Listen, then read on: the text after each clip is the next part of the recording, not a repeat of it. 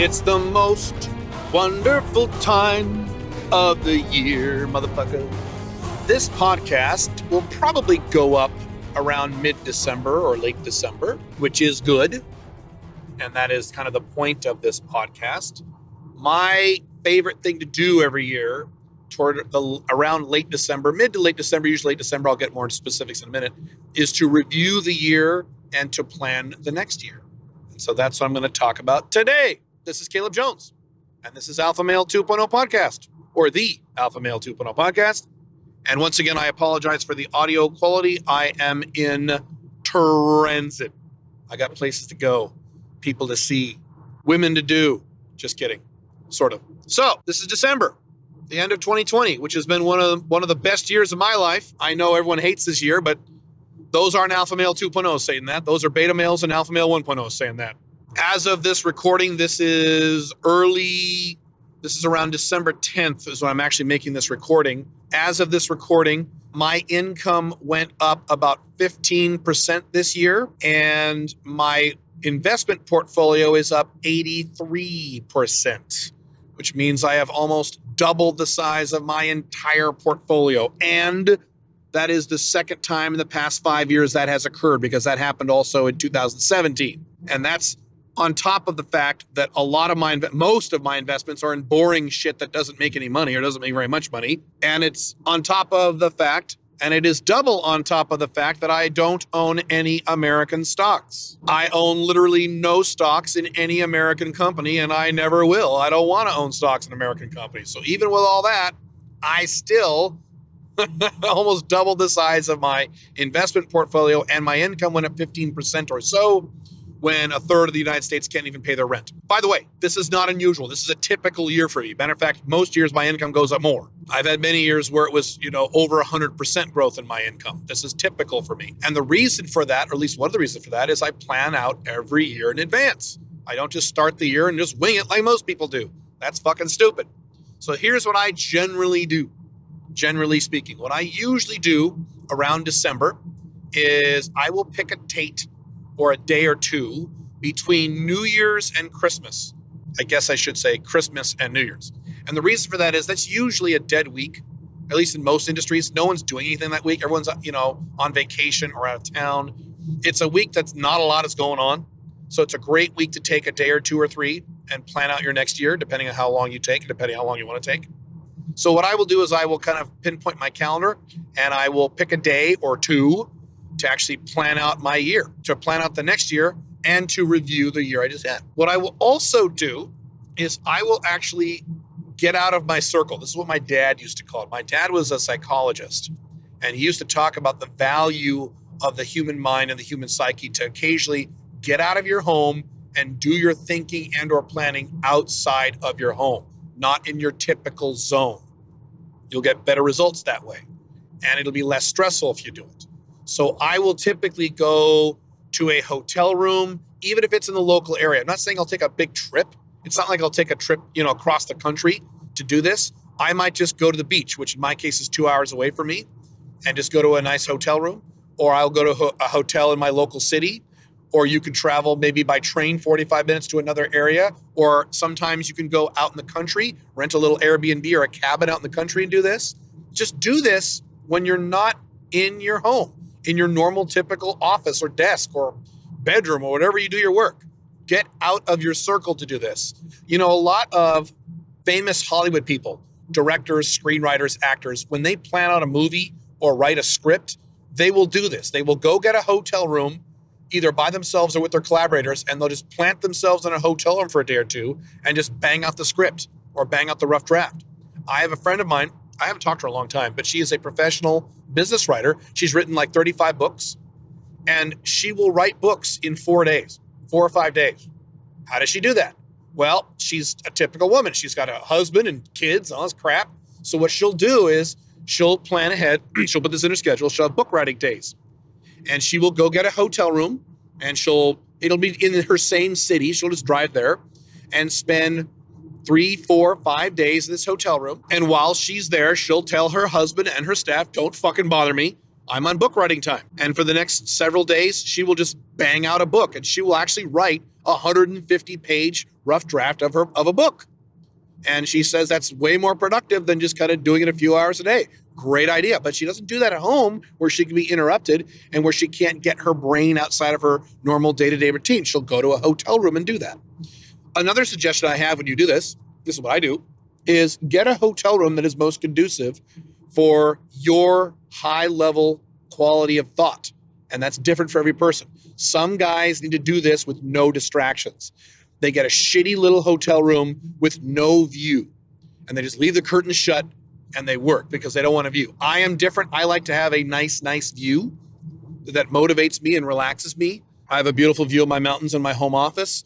As of this recording, just a few days ago, I got back from the beach with Pink Firefly celebrating her birthday, and we got a hotel room right on the beach up on a cliff where an entire wall of the hotel room is floor-to-ceiling glass.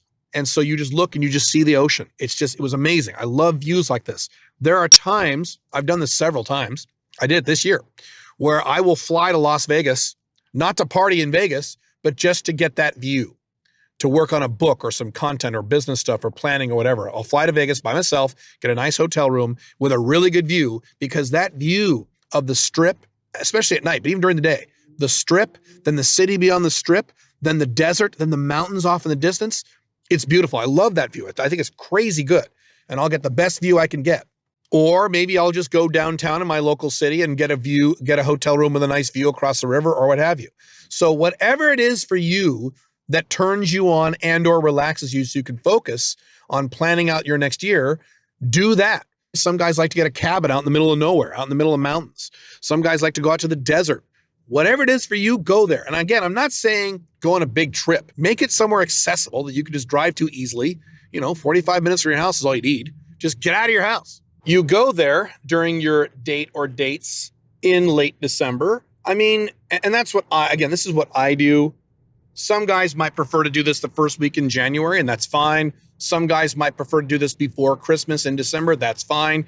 I've just found for me, the best time is that week between Christmas and New Year's, because my favorite day of the year, and I've said this before, this is my favorite day of the year, literally. I like this day more than Christmas Day.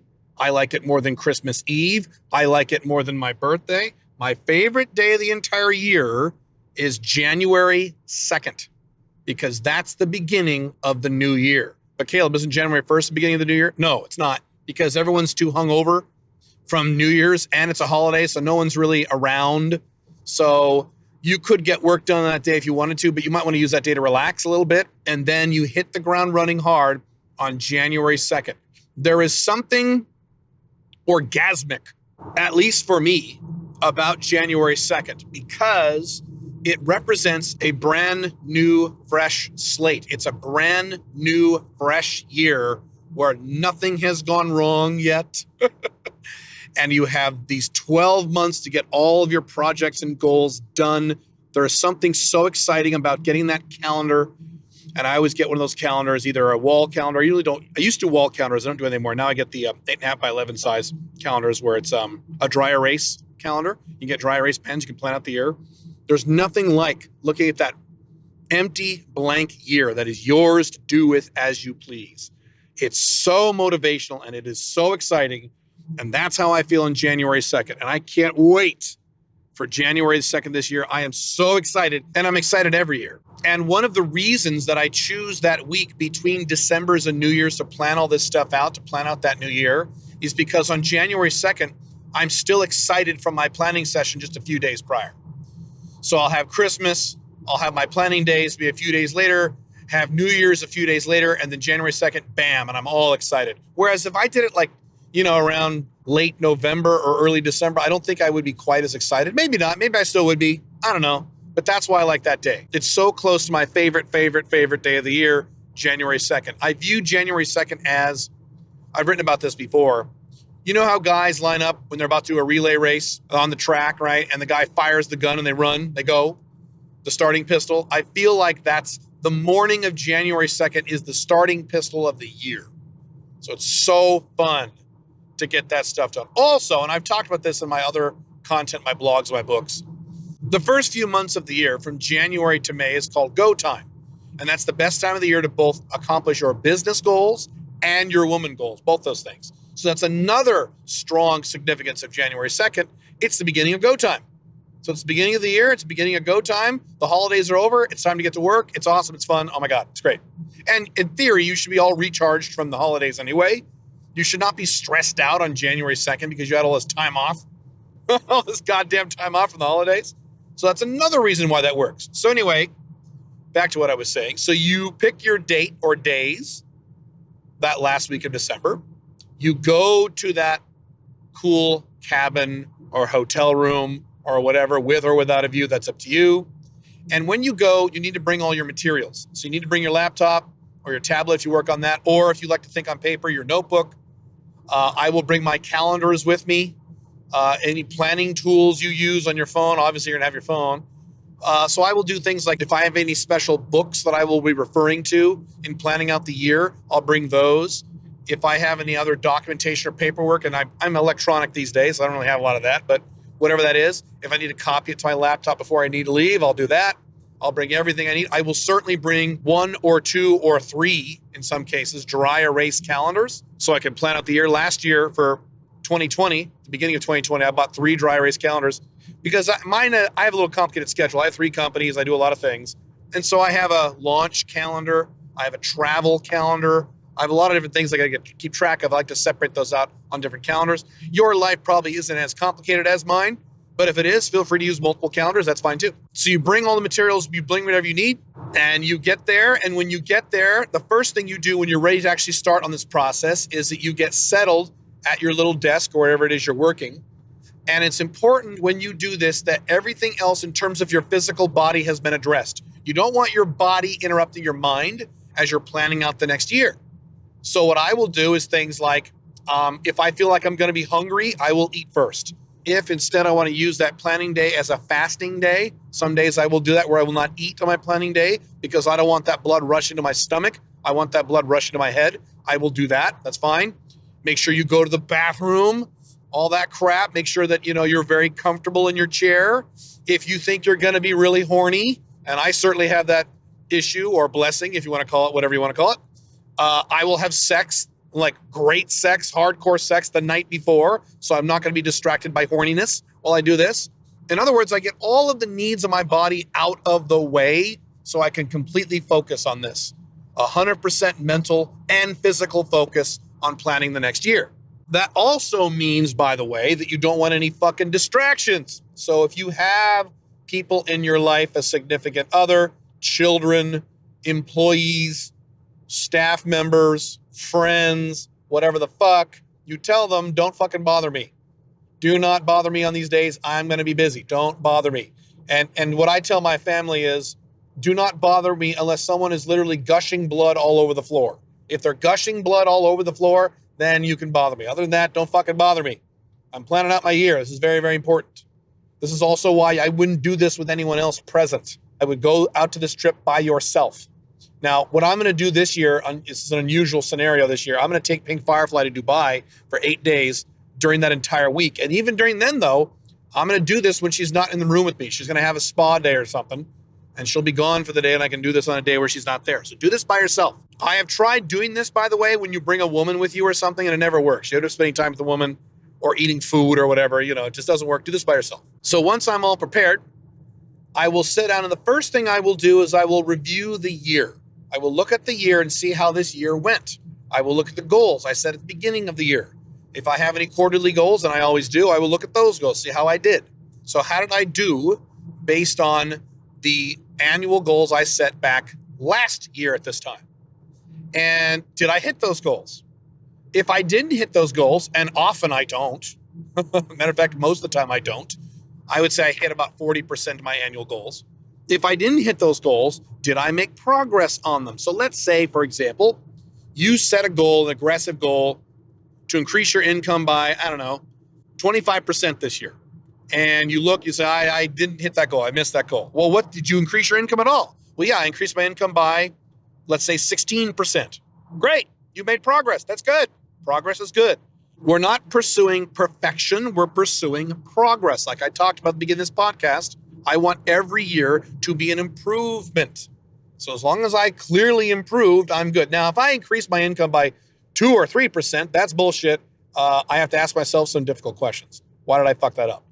If my income went down, God forbid, if my income went down and I set a goal to make it higher and it went down, then I have to ask myself some difficult questions. Why did that happen? Was it my fault? How was it my fault? What could I have done differently? Was it within my control? Was it an unusual year? So maybe you had a year where, so every once in a while you have these weird years where maybe in the middle of the year, you suddenly got divorced. And then 3 months later, your fucking mom died. And then 3 months after that, your one of your teenage kids got checked into rehab for drug addiction. And it's just a fucked up year. All these strange things outside of your control. Okay.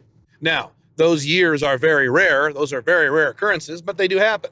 But if that didn't happen and you backtread on some of your objectives, ask yourself why and be tough on yourself. Jim Rohn, his famous quote, if you are hard on yourself, life will be easy on you. If you are easy on yourself, life will be hard on you. I like life to be easy on me, so I am hard on myself if I really fuck up a goal. Now, again, that's if let's say I set a goal to increase my income by 25% and my income went down by 10%. I'm going to be really hard on myself. Caleb, what the fuck? What the fuck did you do? Why did you do it? How can we prevent it in the future? Now, again, if I set my income increase goal by 25% and I increased it by 15% or 10%, okay, that's good. I'm like, well, that sucks, but that's not bad. We improved. Good. My income goes up every year by double-digit percentage points, just about every year, because I make goddamn sure it does.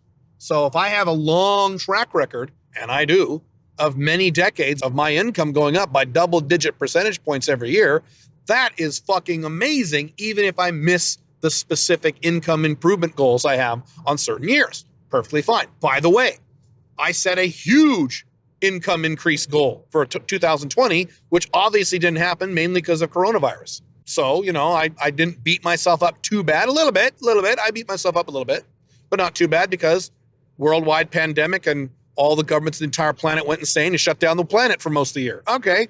And considering all that, I still made 15% more money this year. Not fucking bad. But my income goal was much more aggressive than that, and that's fine. I also will look at, that's on the negative side. On the positive side, I will look at all the projects I got done. So I will look back through all the projects I got done, and I will give myself some very positive feelings about all the stuff I got done. And every year, I get a lot done. I work hard. I'm very organized. I'm very motivated. Every year, I look back and go, wow, look at all the stuff I got done this year. That's incredible. And I pump myself up about it.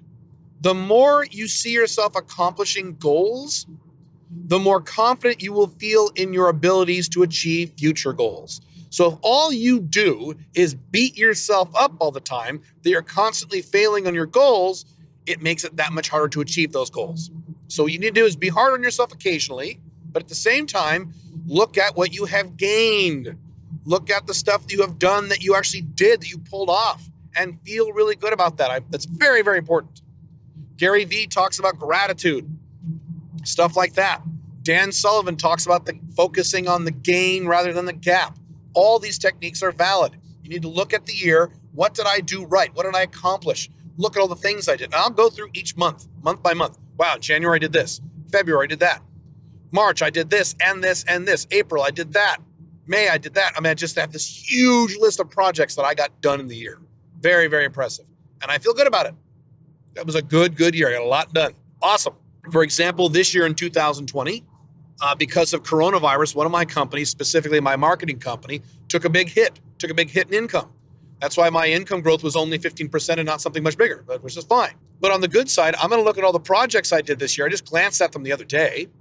And one of my big plans for 2020 for my Alpha Male 2.0 company was to do a new product launch every month of the year other than January. That was my goal for the year at the beginning of the year. And guess what? I fucking hit it. So if you've been paying attention to my Alpha 2.0 company this year, you may have noticed every month I launch something new, a new book or a revised book or a new coaching service or a revised coaching service or a new course or a new variation on the course. I launched a new something every month literally every month this year except for January. That is 11 launches, whereas before my average was 2 to 3 launches a year. I did 11 this year. And so I just glanced at that giant launch list of all the stuff we did this year. I'm like, wow, that is fucking amazing. Look at what I did this year. Very impressive. Awesome. And it lays the groundwork for some amazing shit I'm going to do next year, even if coronavirus continues for the entire year. Because now, and this is true with you too, we can plan ahead for coronavirus. We didn't know about this back in January or February. We weren't planning on this, were we? But now we can plan in 2021. We can plan on exactly what's going to happen if the lockdowns continue even for the rest of the year, which, by the way, and I've said this before in my YouTube videos, that's what I'm planning. I am planning on all these lockdowns continuing into November of 2021. And if I'm wrong, if they lift sooner than that, great, I'll be happy. If they don't, I won't be pissed off and I won't be surprised. So fine, cool. So that's reviewing the prior year. Then you get to the fun part, and that's planning your new year. And this is the really fun part. Now that you've done all these things in the prior year, what are you going to do with your life in the next year? And Alpha Male 2.0 means we focus on our woman lives and our financial lives. So unless you are exactly where you want to be in your financial life or your woman life already, you should set a goal for each one of these things. So my woman life is pretty much exactly where I want it. I don't need to set any woman goals. I haven't in a long time because my woman life is on a scale of 1 to 10, it's an 11. I don't need to make it any better. It's pretty amazing. So I'm good there. I don't need to set any woman goals. But my business goals, oh yeah, I have those every year. Financial goals, business goals, physical fitness goals. You don't want to set too many goals. I used to set 10 a year. I think that's too many in most cases. I set just a handful. There's no set number. 2, 3, 4 goals is fine. I don't think 1 is enough, but 1 might do it. Depends on you, where you are in life. Like I said, generally speaking, under Alpha Male 2.0, you're going to have at least 2 goals, or maybe 3. You're going to have some kind of income goal or business goal, some kind of woman goal, and in many cases, some kind of physical fitness or health goal.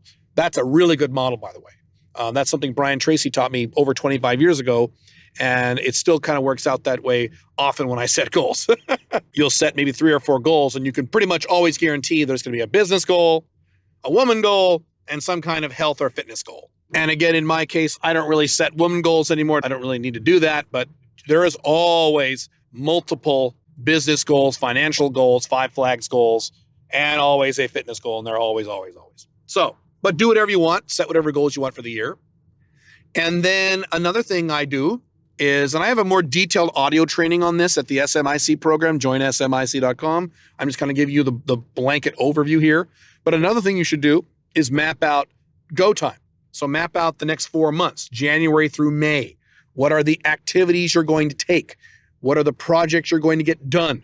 What are the 90-day goals or 100-day goals you're going to get done over the next first quarter so you can hit the ground running on January 2nd and get excited about that? Another thing I do is I visualize the end of next year. How will I feel the end of next year when I do this again next year? So in this case, I would visualize me sitting down in December of 2021 and looking over all the stuff I got done. It's like, oh my God, I got it all done. Oh my God, my income is now this. Oh my God, my health is now this. My goals are now this. This is so great. And I visualize that as already achieved. And I feel good about that. You have to use your emotions. You have to communicate with your subconscious mind. Your subconscious mind is the 98% of your mind. It's very powerful, but unfortunately, it's got the mentality of a 4-year-old. So you have to feed it in terms of emotions. You can't say, I make $100,000 a year and just kind of say it like that. No, you have to get excited. I make $100,000 a year and then I can do this and do that and do this. I'll never have to worry about this and that. And I'm so excited. Emotions. And for you more INTJ, robotic, introverted, engineering types like me, that's hard to do sometimes. You got to get emotionally excited about your goals because that's what makes goals work. And then lastly, you write out your plans. What are your plans for the year? What are you going to do? And I plan things. You can plan things by quarter. You can plan things by month. Everyone is different. Maybe you plan out the first 3 months in detail and then kind of sketch out the latter 9 months. Maybe you plan out the first 6 months in detail. You can do that. Another thing I do, by the way, and this doesn't apply to a lot of you, I figure out my travel schedule, my international 5 flags travel schedule. When am I going to be in which countries throughout the year? And I block out those times so that way I can set dates and calendar dates of other projects, other appointments I have throughout the year based on my travel schedule so I know exactly where I'm going to be. In about a week, I got to sit down and figure out exactly when I'm going to be in other countries throughout the entire year of 2021. And in my case, I'm going to have 2 calendars. I'm going to have one if coronavirus restrictions remain all year and one if they lift. 2 different possible schedules. So that way I'm covered no matter what happens. And that's what the calendars are for. You kind of map out those calendars. You can also put down projects per month. So in January, I'm going to focus on this project. February, I'm going to focus on this project. So what I did last year, I wanted to do these 11 launches. I wrote out on each month on the calendar the launch. So February, for example, I'm going to do the focus program. In March, I'm going to do the maximum freedom course. In April, I'm going to do this and that book and this book and that book and this course and that book. Now, again, your business probably works very differently than that. Do whatever makes sense for you. I have 3 different companies, so I have to kind of map out schedules for all 3 companies in some respects. So again, I'm a little more complicated than you are, but I map all this stuff out. And I get all this done, wrap it all up in a nice, neat little bow. Oh, something else that I forgot to mention. I also look at my long-term goals. Before I set my annual goals, I look at my long-term goals. I look at my mission. I look at my vision. If I have any 5-year goals, 10-year goals, 20-year goals, I look at those, my long-term goals, and I set my annual goals based on my long-term goals. Never set a goal independent of any other goal. So your annual goals are derived from your long-term goals. Your 90-day goals are derived from your annual goals. Your monthly goals are derived from your 90-day goals, and so on. So I definitely spend a lot of time looking at that, my long-term objectives. And that's how I formulate my next annual goals. That's really it. In a nutshell, if you want more information on that, more techniques and more precise techniques on exactly how to do that, join smic.com. We talk about goal setting, strategic planning, all that stuff in great detail there. Lots of audio there. And you can also coach with me there if you need to. But I hope that 2021 will be a great year for you. There's probably 1 or 2 more podcasts coming out for me before the end of the year. But do this. This is big. This is one of the big reasons for my success is I do this every year. And if you start doing this every year, you're going to notice a difference. It's going to at least help. So do this. All right. That's it. Have fun. Talk to you next week. Bye.